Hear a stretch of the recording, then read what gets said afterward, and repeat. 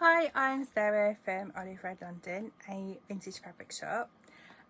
Now, I've been able to get to the Chanel exhibition that's on at the V&A at the moment. We're coming into autumn 2023, and I know the tickets are sold out, so I feel very lucky that I was able to go. And it's phenomenal. So if you did get a chance to go, I really recommend it. The dresses and suits, they're exquisite. And what's really noticeable is how wearable they are. So as you go around the exhibition, I think the oldest item they've got is from I think 1918. It's a jersey top, but kind of a jacket, and it's the first thing you see as you go in. And I also listened to the curators. They do like an online talk, and they were saying about the wearability of the clothes, and they put that down to the textiles and how Chanel used very innovative textiles for that time.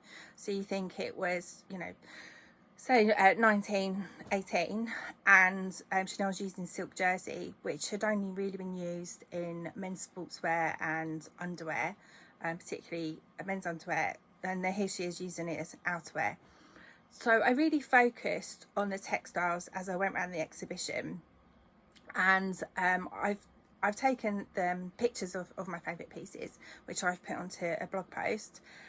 And then what I've done is I've tried to match them as best I can to what I have in my collection. Sadly, no Chanel fabrics, but I've tried to get the essence of Chanel so that you can create your own look, but with some inspiration, and I think probably a bit cheaper than what her fabrics would be as well. So I'm going to show those to you today. So one of my favourite items was a dress from 1936, which you can just see on the screen behind me, but I will put a picture up as well when I edit this video. And I was really struck by the print. It just looks so modern with the these big circles. It was a white base with red and blue circles, and then when you look really closely, the circles had been embroidered around, just a few of them ran in gold embroidery, and also just the construction, like there were buttons in places you wouldn't expect, and it was really good to see the detail up close. So what I have selected, it's a 1950s fabric, not a 1930s fabric, but the circles, I've gone for the circle effect. So with this fabric you've got grid lines, not really in a check, kind of, because they're not very uniform, but then you've got circles on top with graphics inside, so it's very geometrical. It's just slightly off-white with black lines and then a red highlight. I think the colours look very 1950s, but I think you can still get that same effect because of the drape of the fabric. It's synthetic, probably polyester, but it's very soft, really silky. It's got a beautiful drape, so you could make a lovely long dress. There's 4 meters here. It's quite narrow, it's just over 1 meter wide, but there's 4 meters, so you have enough to make a lovely long maxi dress. You might even be able to cut the skirt on the bias to get that kind of very elegant Chanel look, with a very soft fabric. And this piece, I've only got one piece of this, and this piece is £55. Now Chanel was synonymous with her suits, and she basically reinvented the suit to make it very feminine and easy to wear. And she did have some suits earlier in her collection, but then she came back into her business after World War II, and this is when the suits really took off. So as you go around the gallery in the V&A, there is like a 2-tier double height gallery. Each suit is presented in its own case, just along this curved wall. It's really striking, and there's a lot of people kind of sitting around and just taking it all in, and there's seats there so you can sit down and look up as well. And the Chanel suit textiles are incredible, and a lot of them were made in England. She had a relationship with a company in Cumbria, which I think they said they still use today. So this fabric I thought has a real Chanel look to it. It's 100% wool, so it's really beautiful quality, and it's a tweed, kind of a dog tooth. I'm trying to get the colour from the light, and you've got pink and a little bit yellow and grey. Let's see if I can lift up so you can see more of it.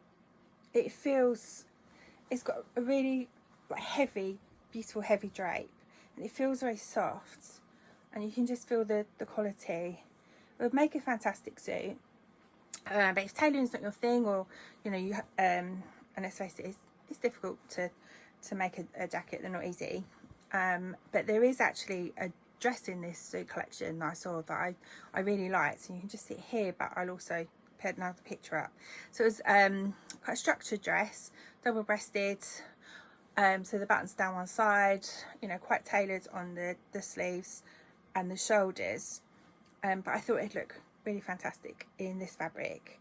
And it's just under 4 meters, and it's pretty wide. I think it's about 150 wide or close to that, so there's plenty to play with. Definitely you get a dress from, but certainly a skirt and jacket, and maybe like a looser fitting jacket would be easy. I'm currently making one from Size Me Sewing, the V&A jacket. It's a coat, but I'm turning it into a jacket, so when I finish I will post a picture of it. It might take me a little while, but it certainly give the Chanel kind of feel to it with this fabric.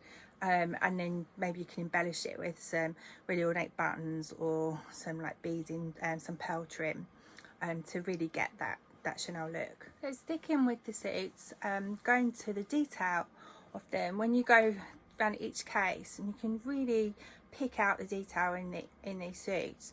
And then what Chanel did was she didn't scrimp on the lining. She's beautiful silk linings, mostly crepe de chine, and in quite a vibrant print, but it would be really contrasting to the suit and the main outer fabric, which is usually tweed, not on all of them, but usually. So that's a really good way of recreating that look. It's quite an achievable way to get that look.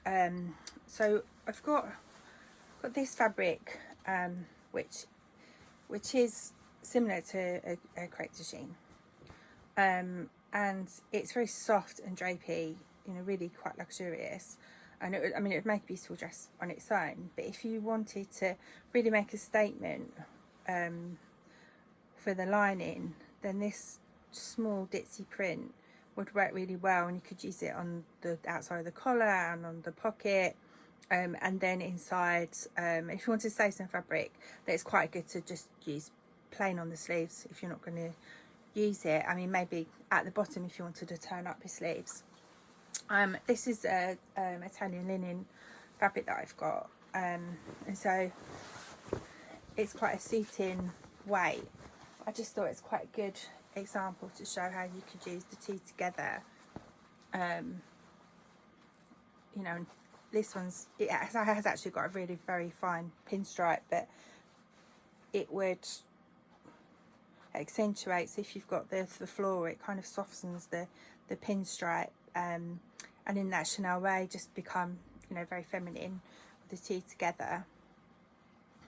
So sticking with the slightly more tailoring theme, but moving a little bit into evening wear, and that happens as you go through the gallery. As you go through the seating gallery, you then come into the more outfits from kind of the 50s and 60s, and Chanel has adapted her classic suit into evening wear, and I thought these fabrics work really well together. So this is a really beautiful 100% wool crepe. It's just slightly sheer, so I think you would need to line it. It's got a lovely drape and a really luxury quality to it. So that is beautiful fabric on its own. But then I also liked this lace. It's very I'd say 1960s, maybe slightly later because it has got a bit of a stretch to it.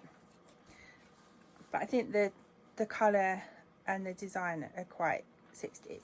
And then the two together, there's only it's not too much of this lace, just over a metre, where there's 3 metres of the white crepe. So what you could do is you could layer them just in parts. So you'll maybe have you know, like a trouser 2-piece or a jumpsuit, and you could have the plain trousers and then use some of the lace to maybe put a yoke on the top, or a little tiny little shoulder cape.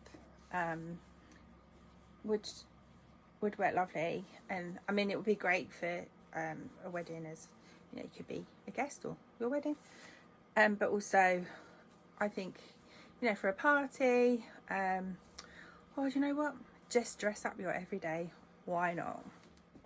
So there's lots and lots of chiffon and sheer fabrics at the Chanel exhibition, and they might be layered in you know, lots of frills and bows, just off the shoulder capes that were kind of fitted to the dress, but then, you know, scooped off the shoulder, either just to the lower arm or, you know, right down to the back of the dress.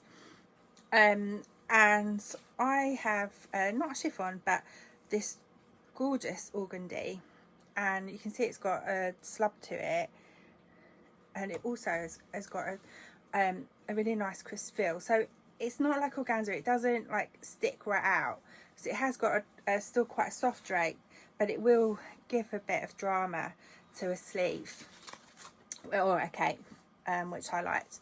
So if you have it on a sleeve, and if you wanted some ruffles on the sleeve and then ruffles on the cuff, then it would still keep, which I think's great. And I also love the fact it's navy. It's just slightly different to black, just, you know, slightly softer. There's 4 metres here, so you could use it on the sleeve, maybe in a dress, perhaps you could put it on the skirt part of the dress, or even make like an evening coat jacket into it, and I think that would work really well. Sticking with the chiffon, there was also lots of daytime chiffon at the Chanel exhibition. So again, it was fabrics that hadn't been seen before. So as early as the 1920s, Chanel was using floral chiffon, and really that fabric had only been used previously in lingerie and underwear.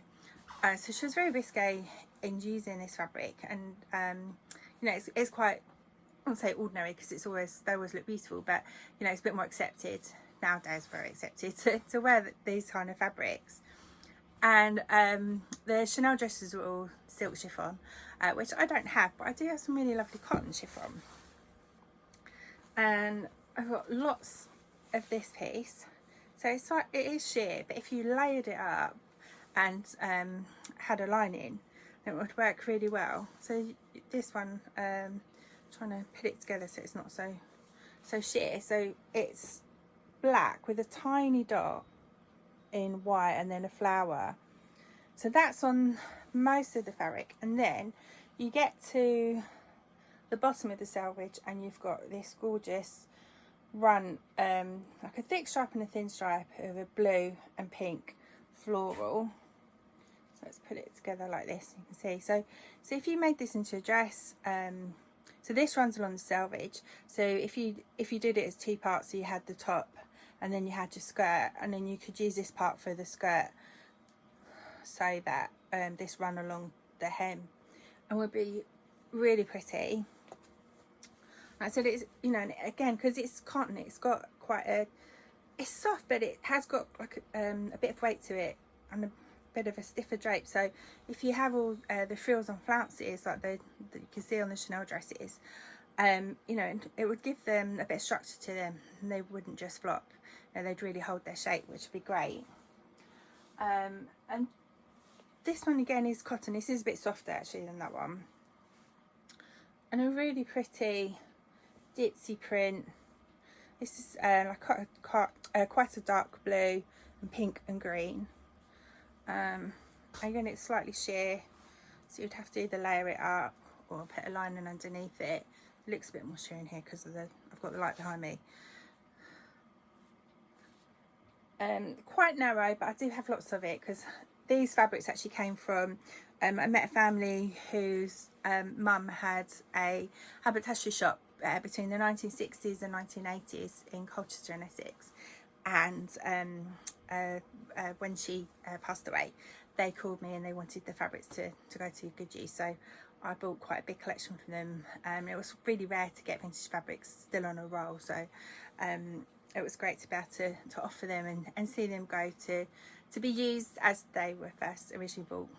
This is, I'd have said this one probably was 1980s, I imagine, but a very, you know, lovely quality and a really pretty print. So that's it with my Chanel inspired fabrics. I do have more on my website, so I've written a blog post with a little bit more in depth of what I've just spoken about, and I've put a few more fabric selections on there. Most of these fabrics are one-off pieces, so they will sell out quickly and I can't get them back, but there's a couple, like the last two that I've just shown you, that I do have a few more meters of. And so I hope that you can get inspired by the Chanel exhibition. I really hope you get to see it, but if you don't, then please look at my blog, because I've got lots and lots of pictures on there, and then to give you some Chanel inspiration for your sewing. Thanks, bye.